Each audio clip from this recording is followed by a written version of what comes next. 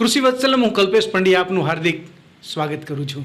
મિત્રો, ફૂલ ગુલાબી ઠંડી જામી છે, સાથે સાથે રવિ સિઝન જે છે એમની પણ આપણે વાવેતર કરી દીધું છે અને ખાસ આ વાવેતર આપણે કર્યું છે તો એ વાવેતર માટે હવે આપણે કયા કયા ખેતી કાર્યો કરવા પડશે અને ખાસ 2024નો આ અમારો સંપુટ છેલ્લો એટલે કે 2024 પૂરતો એટલે કે ડિસેમ્બર 2024ના ખેતી કાર્યો તમારા સુધી લાવવાનો પ્રયત્ન કર્યો છે। ખેડૂત મિત્રો, ખાસ જે ખેતી કાર્ય જે છે એ સંપૂર્ણ જે છે એમની અંદર તમામ પાક કે જે સૌરાષ્ટ્ર વિસ્તારની અંદર કરવામાં આવે છે, મોટે ભાગે ગુજરાતની અંદર આ પાકો લેવામાં આવે છે, તો આ શિયાળાની ઋતુમાં નવેમ્બર, ડિસેમ્બર, જાન્યુઆરી, ફેબ્રુઆરી આ રવિ સિઝનની અંદર ખેડૂતો કઈ રીતે ખેતી પાક લઈ શકે, એના માટે કઈ કઈ કાળજી લેવી જોઈએ અને કયા કયા ખાતરો કેવી રીતે આપવા જોઈએ અને આ પાકની ડિસેમ્બર માસ દરમિયાન એમની જે અવસ્થા આવે છે એ અવસ્થા માટે કયા કયા પ્રકારે કાર્ય કરવું જોઈએ, એ ખેતી કાર્ય આપના માટે લાવ્યો છું। તો ચાલો નિહાળીએ આ વિડીયો।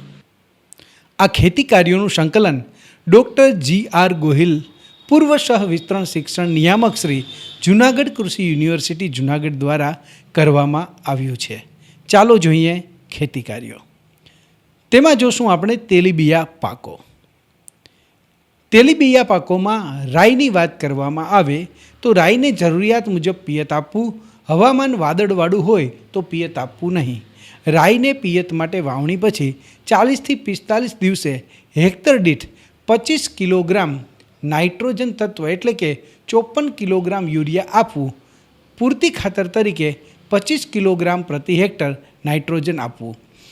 રાઈની માખીના નિયંત્રણ માટે આ જીવાતની વસ્તી 2 EC પ્રતિ ચોરસ ફૂટ કરતાં વધારે હોય ત્યારે લીંબોળીનું તેલ 50 મિલી અથવા લીમડા આધારિત તૈયાર કીટનાશક 20 એટલે કે 1 EC થી 40 એટલે કે 0.15 EC મિલી 10 લીટર પાણીમાં ભેળવી છંટકાવ કરવો। તેમ છતાં ઉપદ્રવ કાબૂમાં ન આવે તો ક્વિનાલ્ફોસ 25 EC 20 મિલી 10 લીટર પાણીમાં ભેળવી છંટકાવ કરવો। હવે જોઈશું દિવેલા। દિવેલાને વાવણી બાદ લગભગ 110થી 115 દિવસે મુખ્ય માળ પીળી પડી ગયા પછી 25% ડોડવા પાકી જાય ત્યારે માળોની કાપણી સમયસર કરવી। છોડ ઉપરની માળ પીળી પડતા સમયસર કાપણી કરવાથી છોડમાં નવી માળો ઝડપથી ફૂટે છે અને છોડમાં 2 કાપણીથી વધુ પણ થાય છે। દિવેલાના ડોડવા કોરી ખાનાર ઈયળ માટે લીમડાની લીંબોળીની મીંજનો ભૂકો 500 ગ્રામ, 5% અર્ક અથવા બિવેરિયા બાસિયાના કે વર્ટિસિલિયમ લેકાની નામની ફૂગનો પાવડર 40 ગ્રામ 10 લીટર પાણીમાં ભેળવી છંટકાવ કરવો।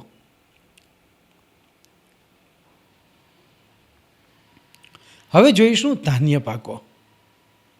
ધાન્ય પાકોમાં જોઈએ ઘઉં।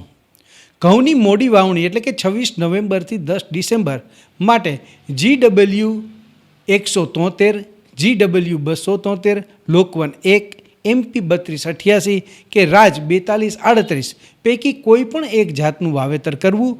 બિયારણનો દર 150 કિલોગ્રામ પ્રતિ હેક્ટર રાખવાની ભલામણ છે। ખાતર પૂર્તિ તરીકે વાવણી બાદ 20થી 25 અને 35થી 40 દિવસે અનુક્રમે 130 કિલોગ્રામ અને 65 કિલોગ્રામ પ્રતિ હેક્ટરે યુરિયા આપવાની ભલામણ છે। ફૂટ અવસ્થા એટલે કે વાવણી બાદ 35થી 45 દિવસે પિયત આપવું જરૂરી છે। ઘઉંમાં 50 ગ્રામ પ્રતિ 10 લીટર પાણીમાં ઝીંક સલ્ફેટના 2 છંટકાવ નીંધલ તેમજ દૂધિયા દાણા અવસ્થાએ કરવો। ભાલિયા ઘઉંમાં વધુ ઉત્પાદન માટે થાયો યુરિયા 500 ppm પ્રમાણ 10 લીટર પાણીમાં ફૂટ અવસ્થાએ બીજો ઉબી નીકળવાના સમયે છંટકાવ કરવો। ઘઉંમાં નીંધલ અથવા દૂધિયા દાણા બેસે ત્યારે 50 ગ્રામ પ્રતિ 10 લીટર પાણીમાં ઝીંક સલ્ફેટના 2 છંટકાવ ફરીથી કરવાથી ફાયદો થાય છે। મકાઈ ફોલ આર્મી વર્મનું નિયંત્રણ માટે પ્રકાશ પિંજરનો ઉપયોગ ખાસ કરો। જૈવિક નિયંત્રકો જેવા કે બ્યુવેરિયા બાસિયાના અથવા મેટારાઇઝિયમ એનિસોપ્લી 40 ગ્રામ પાવડર 10 લીટર પાણીમાં ભેળવીને છંટકાવ કરવો। બેસિલસ થિરુન્જીઓસિયસનો પાવડર 20 ગ્રામ 10 લીટર પાણીમાં નાખી છંટકાવ કરવો જરૂરી છે। રાસાયણિક નિયંત્રણ માટે ક્લોરપાયરીફોસ 20 મિલી અથવા સ્વિનોસાડ 3 મિલી અથવા કોરાન્ટ્રોનિલિપ્રોલ 3 મિલી 10 લીટર પાણીમાં નાખી છંટકાવ કરવો. જરૂર જણાય તો અઠવાડિયા પછી દવા બદલી છંટકાવ કરવો. હવે વાત કરીશું રોકડિયા પાકોની. શેરડી, ભીંગડાવાળી અથવા ચીટકો જીવાતના નિયંત્રણ માટે ક્વિનાલફોસ 25 ઇસી 20 મિલી 10 લીટર પાણીમાં મિશ્રણ કરી કટકાને 5 મિનિટ બોળી વાવેતર કરવું. પાક પરિપક્વ થયે કાપણી કરવી. પૂર્વ મોસમી વાવેતરમાં ખાલા પડેલ હોય તો 1 આંખવાળી કાતરી ફલીથી ખાલા પૂરવા. શેરડીની રોપણી બાદ 2 હાર વચ્ચે લસણનો અથવા ઘઉંનો આંતરપાક લેવો. જમીનની પ્રત વૃદ્ધિને ધ્યાને લઈને 7 થી 12 દિવસના ગાળે પિયત આપવું જરૂરી છે. નવસારી કૃષિ યુનિવર્સિટીની ભલામણ મુજબ શેરડી CON 13073નું વાવેતર કરો. નાઇટ્રોજન ખાતર 4 હપ્તામાં 37.5 કિલોગ્રામ રોપણી વખતે તેમજ 75 કિલોગ્રામ, 50 કિલોગ્રામ અને 87.5 કિલોગ્રામ રોપણી બાદ 1.5 થી 2 મહિને, 3 થી 3.5 મહિને અને 5 થી 6 મહિને ક્રમ અનુસાર આપવું જોઈએ.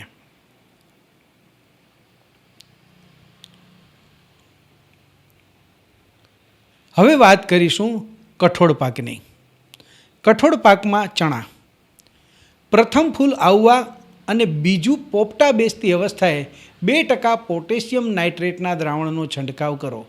પોપટા કોરી ખાનાર ઈયળના નિયંત્રણ માટે ક્રોનાન્ટ્રિલિપ્રોલ 3 મિલી અથવા ફ્લુબેન્ડિયામાઇડ 3 મિલી અથવા ફેનવાલરેટ 20 ઇસી 10 મિલી પ્રતિ 10 લીટર પાણીમાં નાખી પ્રથમ છંટકાવ 50% ફૂલ અવસ્થાએ અને બીજો છંટકાવ 15 દિવસે કરવો.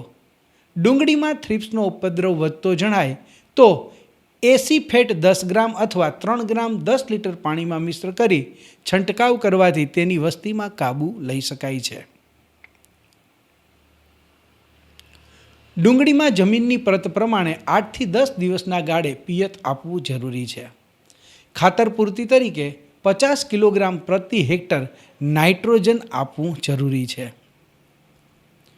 લસણ. વાવણી બાદ 1 માસે હેક્ટર દીઠ 25 કિલોગ્રામ નાઇટ્રોજન તત્વ એટલે કે 54 કિલોગ્રામ યુરિયા અથવા 125 કિલોગ્રામ એમોનિયમ સલ્ફેટ ખાતર આપવું.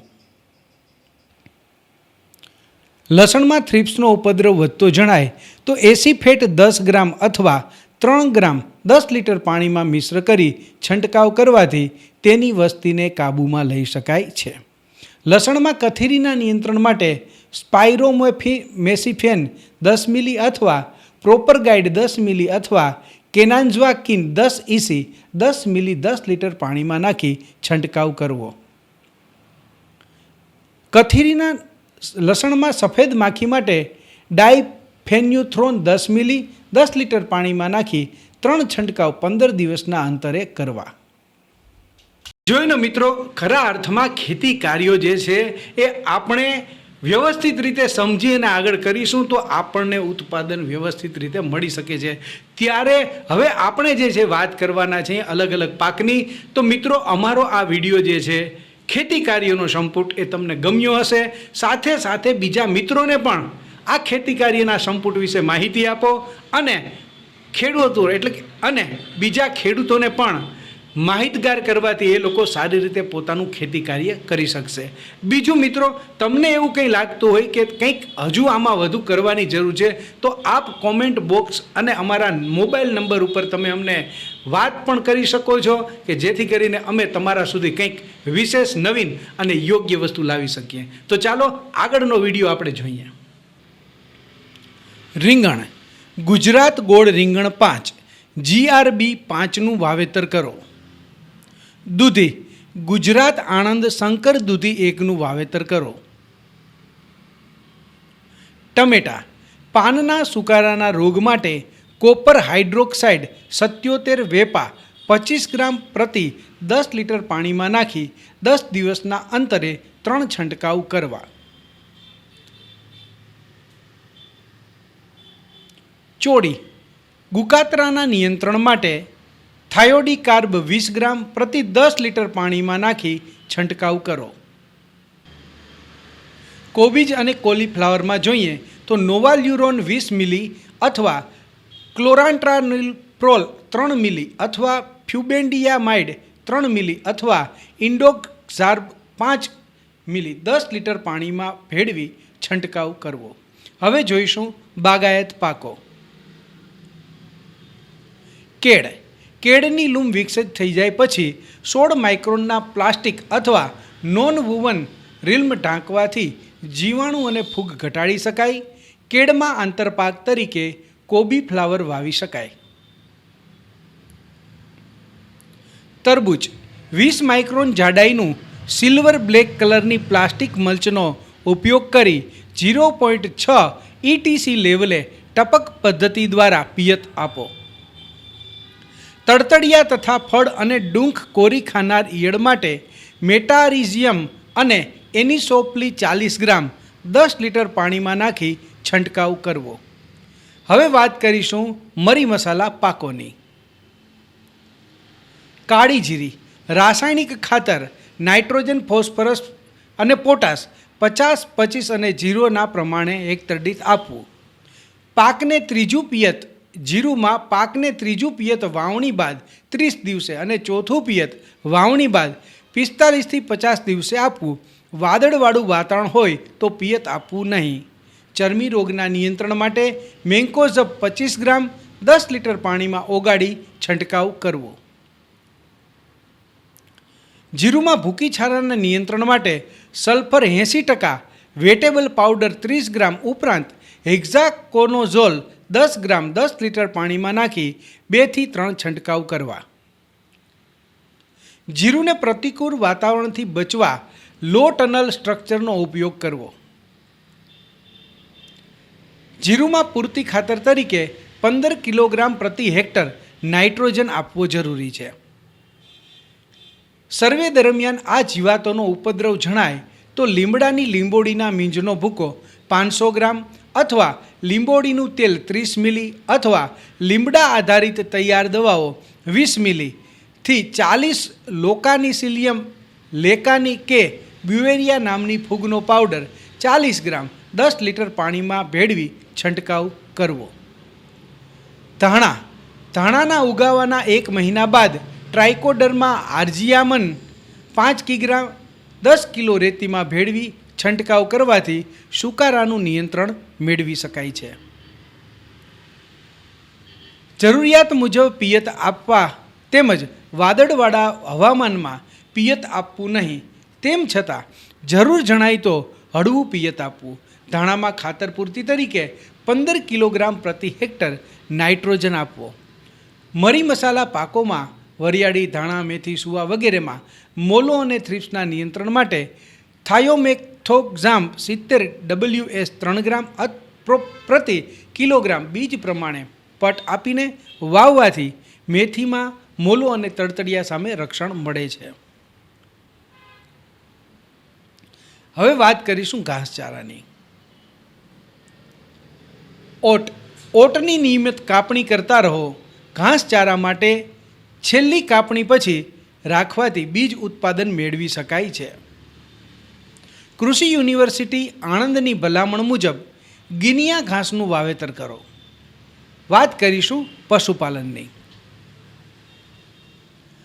દૂધાળા ભેંસને વિયાણ બાદ 40 થી 115 દિવસ દરમિયાન પૂરક આહારમાં 125 થી 150 ગ્રામ મેથી રાત્રે પલાળીને ખવડાવવાથી દૂધ ઉત્પાદન વધશે.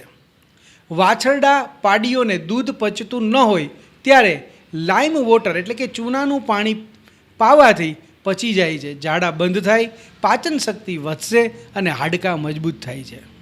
પશુઓને ગરમી કે ઠંડીથી બચવા લીલી એગ્રોનેટનો ખાસ ઉપયોગ કરો. તો મિત્રો, કૃષિ વત્સલમ કલ્પેશ પંડ્યાએ આ ડિસેમ્બર માસના ખેતી કાર્યો તમારા સુધી પહોંચાડી દીધા છે.